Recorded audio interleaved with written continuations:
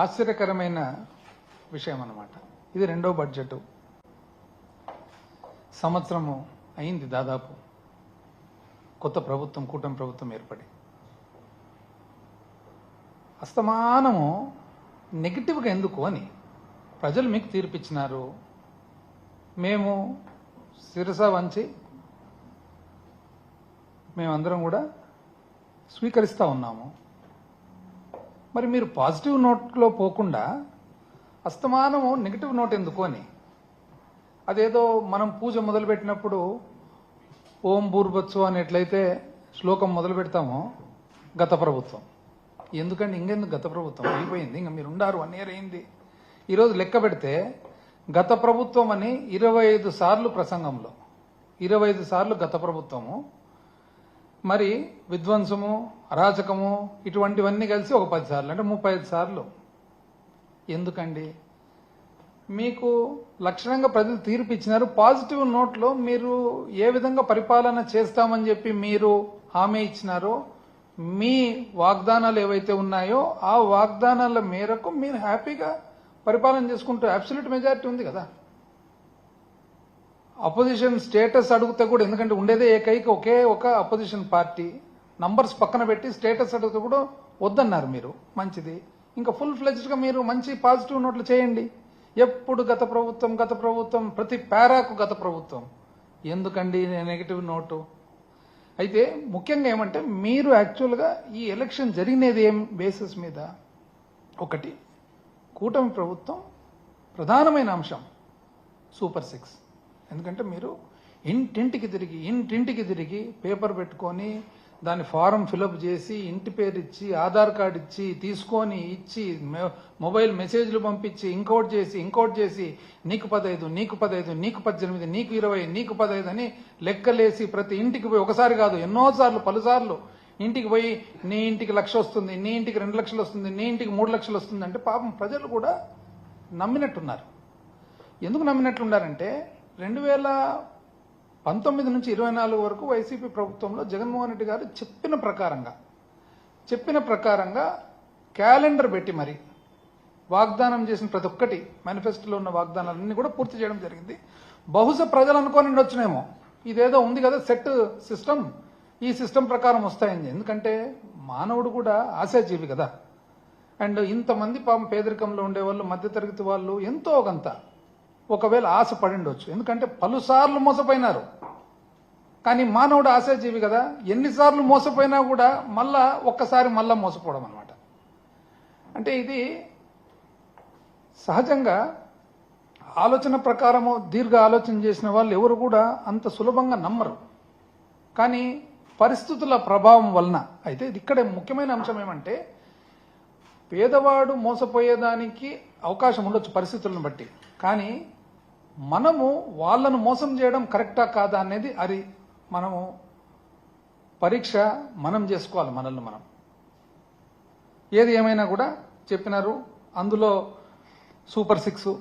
మరి సూపర్ 6 చూస్తే ఇంతవరకు ఫస్ట్ ఇయర్ ఎట్లుందో ఇప్పుడు కూడా అట్లే ఉంది. ఇంతవరకు మనిషికి అందినేది సూపర్ 6లో ఏమందిందండి? అది అర్ధదీపం అనాలన్నా పావు దీపం అనాలన్నా, ఎందుకంటే ఒకే సిలిండర్ వచ్చింది. అది సూపర్ 6లో ఇంతవరకు అందినేది. 10 సార్లు ఏదేదో చెప్తున్నారు కానీ అవైతే ఇంతవరకు చేతికైతే రాలేదు. మళ్ళీ అందులో భాగంగా అప్పులు పెరిగాయన్నారు. చూస్తే వీళ్ళు చేసినన్ని అప్పులు ఎప్పుడు చేయలేదు, చరిత్రలోనే చేయలే. ఒకే సంవత్సరం 1,00,000 చిల్లర కోట్ల అప్పు చరిత్రలో ఎక్కడ జరగలే. మరి జీతాలు ఇది కూడా చెప్పినారండి, ఏమని? అసలు జీతాలు లేని పరిస్థితి అని 19 అంటే ఆర్థిక శాఖ మంత్రి గారు, ముఖ్యమంత్రి గారు చంద్రబాబు నాయుడు గారు ఎప్పుడు పీఠం ఎక్కినా కూడా జీతాలు లేని పరిస్థితి ఉంటుంది. ఉదాహరణకు 1995 అన్నాడు. నాకు తెలిసి 95లో సర్ప్లస్, ఆంధ్రప్రదేశ్ రాష్ట్రం ఉమ్మడి రాష్ట్రం సర్ప్లస్ బడ్జెట్. ఆ తర్వాత మీరు మళ్ళా సబ్సిక్వెంట్గా మీ పాలనలో మైనస్కు పోయిండొచ్చు, కానీ అప్పటికి మాత్రము సర్ప్లస్ బడ్జెటే. మళ్ళీ ఏ విధంగా చెప్తున్నారో నాకైతే అర్థం కావడం లేదు. సో ఏదేమైనా కూడా ఆ తర్వాత కొంత చాణక్యంతో కూడా కంపారిజన్ చేసినారు మధ్యలో. చాణక్యుడు ఏం చెప్పినాడండి, కౌటిల్యుడు ఏం చెప్పినాడు?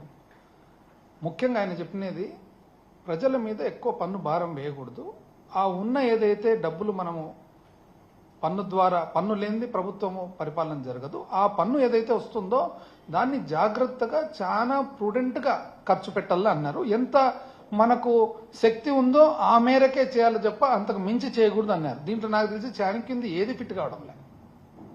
ప్రజలు ఒకసారి ఆలోచన చేయాలి. ఏదైతేనేమి మొత్తం మీద ఇంతవరకు చాలా చాలా వాగ్దానాలు స్పీచ్లు జరిగిపోయినాయి. కాకపోతే ఈసారి బడ్జెట్ బుక్ కూడా నేను చూడడం జరిగింది. ఇది చూసిన తర్వాత ఒక వ్యక్తి బాగా అన్నారనమాట, ఇదేంటి సార్ ఈసారి ఇది కొత్త రకంగా ఉంది, మామూలు బడ్జెట్ మాదిరి లేదు అని. మీరు గమనించినారు లేదు, పరిశీలించినారు లేదు, అందరూ మామూలు టైప్లో లేదు ఇది. ఇది మార్చినారు. మామూలుగా మనకి ఎక్కువ బడ్జెట్ ఇన్ బ్రీఫ్లో అన్ని ఫిగర్స్ వస్తాయన్నమాట. ఆ కొన్ని తీసేసినారు. ఏవేవి తీసేసినారు? రాష్ట్ర అప్పు గురించి ఉండే తీసేసినారు. దీంట్లో పబ్లిక్ డెట్ తీసేసినారు. పబ్లిక్ అకౌంట్ కూడా తీసేసినారు. లేదు, ఇంక ఎతకాలి. ఇప్పుడు లోపల పోయి మళ్ళీ ఎక్కడో పెట్టింటారు. మెకనాస్ గోల్డ్ కదా ఎతికినట్లు మేము ఎతకాలన్నమాట. నెక్స్ట్ మళ్ళా దాని తర్వాత గ్యారంటీలు ఎక్కడ ఉన్నాయనేది కూడా, ఆ గ్యారంటీలు సహజంగా కూడా వాల్యూమ్ 5.2లో ఉంటాయి కాబట్టి చూసుకోవచ్చు. కాకపోతే ఈ రెండు దీంట్లో కూడా ఇస్తారు మామూలుగా, ఈసారి ఇవ్వలేదన్నమాట. అయితే ఒకరు మాత్రం బాగా చెప్పినారు. ఏమిది అంటే ఇదేదో కలర్ ఎక్కువ ఉంది సార్, కాకపోతే కంటెంట్ తక్కువ ఉంది అన్నారనమాట. బాగా చూస్తే కలర్ ఎక్కువ ఉంది, కంటెంట్ తక్కువ ఉంది అన్నారు. నేను కూడా చూస్తే అన్ని ఏదో గ్రాఫుల రూపంలో ఇచ్చినారు మొత్తం మీద. ఏది ఏమైనా కూడా ఒకటి, ఎప్పుడైనా మేము వైఎస్ఆర్సీపీ తరఫున జగన్మోహన్ రెడ్డి గారు కానీ మాకు, ఎందుకంటే మా సిద్ధాంతాలు రాజశేఖర రెడ్డి గారి సిద్ధాంతాలు కాబట్టి సింపుల్ లివింగ్, సింపుల్ థింకింగ్. ఇప్పుడు పేదవాడు అనేవాడు ఎప్పుడు కూడా ఒక అసంతృప్తితో కానీ లేకుంటే ఇబ్బందులు కలిగిన పరిస్థితుల్లో ఉంటే ఎప్పుడు కూడా సమాజానికి మంచిది కాదు. ఒక వ్యక్తి ఎవరైనా కానీ పేదరికంలో ఉండరాదు. పేదరికంలో ఉన్న వ్యక్తి కూడా కొన్ని పరిస్థితుల వలన పేదరికంలో ఉన్నా కూడా విపరీతమైన అసంతృప్తి, అసహనము ఆ విధంగా ఉంటే కానీ అది సమాజానికి చాలా డేంజర్ అనమాట. అది ఎట్లా ఎఫెక్ట్ కొడుతుంది? అది మధ్యతరగతి వాళ్లకు, ఉన్న వాళ్లకు, అందరికి కూడా ఎఫెక్ట్ కొడుతుంది అనమాట. కాబట్టి ఎప్పుడు కూడా పేదరిక నిర్మూలన అనేది పరిపాలనలో ఒక ప్రధానమైన బాధ్యత పాలకులకు. అందుకనే వైఎస్ రాజశేఖర రెడ్డి గారు ఎప్పుడు కూడా విద్య కానీ, వైద్యం కానీ ఇవన్నీ కూడా పేదవాళ్ళకి ఎప్పుడు కూడా ఎంత సునాయాసంగా, సులభంగా అందుబాటులోకి తేవాలనో అంత చేసేవాళ్ళు అనమాట. అంటే పూరెస్ట్ ఆఫ్ ద పూర్కు ఎంత చేసినా కూడా తక్కువే. వ్యవసాయదారులకు విద్య కానీ, వైద్యం కానీ, వ్యవసాయం కానీ ఎంత చేసినా కూడా తక్కువే.